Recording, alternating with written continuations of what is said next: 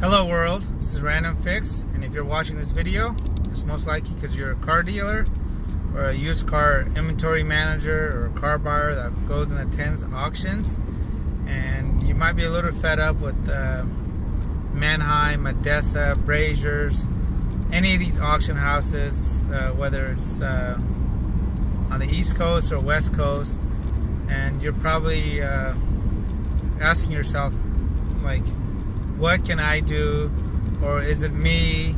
How do I remedy this problem? And I'm going to talk about that for a couple of minutes. And the reason I'm doing this video is because I get so many emails asking me for help from other dealers. So I have a couple of reviews up on Google about my experiences at some of these auction houses, and then the dealer that's reading this reaches out to me and says, hey, well, you put up this 2-3 page review, how did you fix this? And so I'm finding this more and more where dealers are having to reach out to me, and I left the business about a year back, asking me for advice on what they can do, and if I have any tricks up my sleeve. And I gotta tell you guys, there's no tricks to this. If you're attending any of these auction houses and you're getting stuck with some lemons, and it is not your fault. The management at these companies knows about the issue. Everybody is in cahoots as far as arbitrations in cahoots. The GM is the general manager of the auction house, is in cahoots with whoever the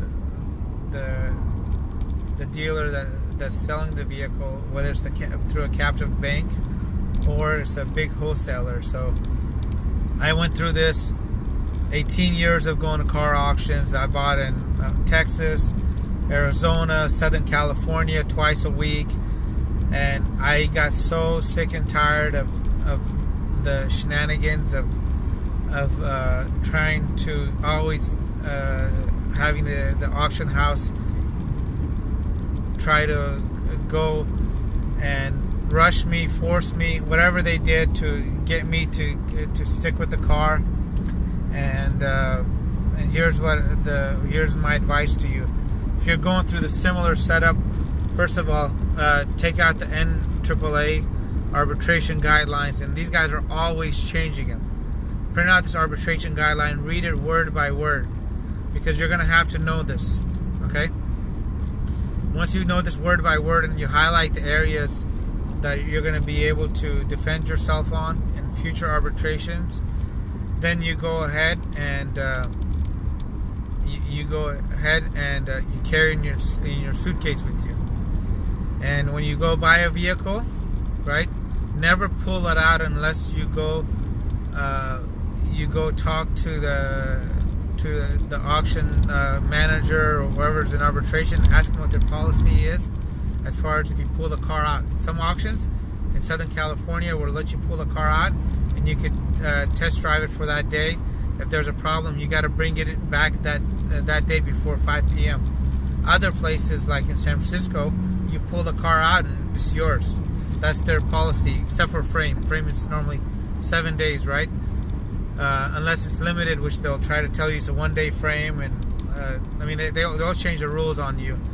And then be willing to fight, because the rules are written by the same auction houses where you're buying the car. And what I mean by that is the NAAA arbitration guidelines are written by employees of these companies, and I know this because I've actually tried to contact these guys when I had a question about some gray areas in their verbiage, and at the end of the guy's email address said at Manheim.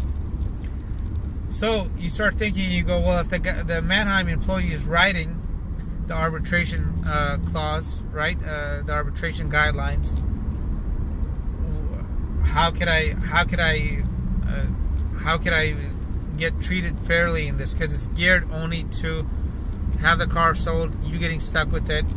They'll force the car down your throat. So if you have a next year account, or AFC account, and you're not cooperating with them, they'll put it on your flooring line, and they just make the whole business very unpleasant, and it's sad to see this, and I wish we didn't have to go through this, but that's just kind of like this is where they want to go. So every time you buy a car, go inspect the car yourself.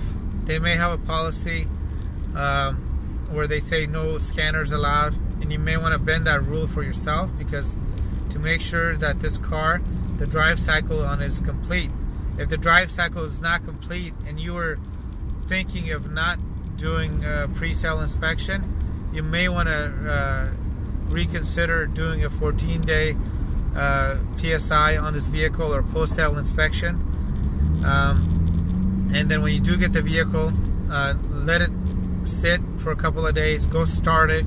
Right when you're starting it, go take a video, have somebody else crank it, because you may find that your transporter dropped it off on the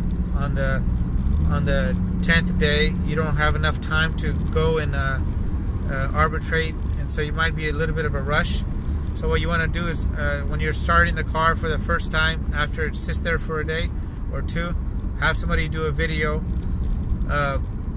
to make sure that the vehicle is not smoking, or the piston rings aren't bad. Because you remember, they're at the auction for a particular reason, and a lot of times they're at the auction house because the captive auto manufacturer didn't want them. Everybody else didn't want it. It was an unwanted one, right? Even if you paid all the money, still an unwanted vehicle. Because if that wholesaler could have, he would have basically sold that car outside the auction if it was that good of a car. It's the truth. And then, so now you've done your video, print out the condition of the vehicle that they gave it, and go through the car line by line on anything they missed.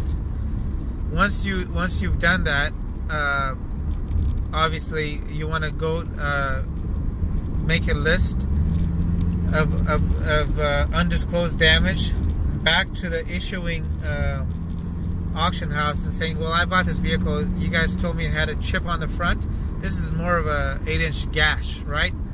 Be truthful, make a video, send them pictures, and fight tooth and nail. And on average, I was getting at least, some cars I've gotten $2,500 back, some cars I've gotten $300 back for tires, right? If the hubcap is missing, note it, right? Only when you start holding them accountable will you see them start treating you a little differently.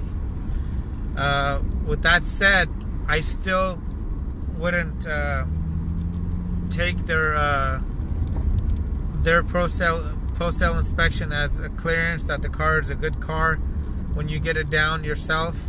If you're driving it back, and watch out for that. They have limitations on how many miles you can put on it: 200 miles, 300 miles.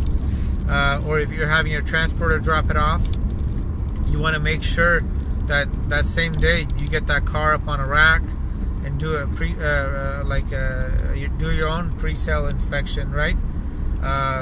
Check everything on the car, hook it up to a scanner. If you're a dealer, you don't know how to use a OBD2 $20 scanner, which I keep in my glove compartment. And guys, here it is right here. This is what I used for the last almost 5-6 years. $20. I'll have a link to it below. And if you don't have a paint meter, you need to get yourself a paint meter. Inspect the damage yourself, right? And if you don't know how to use this, I'll have a link to this. This works on every car except for Hondas. If you're using Hondas or buying a lot of Hondas, I'll have another one. But Porsche, Mercedes, Toyotas, this little $19 one will do it. The $49 one will catch everything unless you know if the monitors are ready. I'll have that at the end. But if you're a dealer, I would really love to hear from you guys. I really enjoyed the years of working in the car business. Got to meet a lot of great guys. It was a pretty stressful job, so I feel for you guys there. And don't let the auction houses get away from everything. As far as sticking you with the bill all the time. they'll play dumb. They'll tell you it's their policy, but guess what? They're making their policies, and only when you start fighting back, is going to make a difference. So give it a thumbs up, hit the subscribe button, guys, and thank you for watching, and best of luck, and go out there and buy some cars. Take care.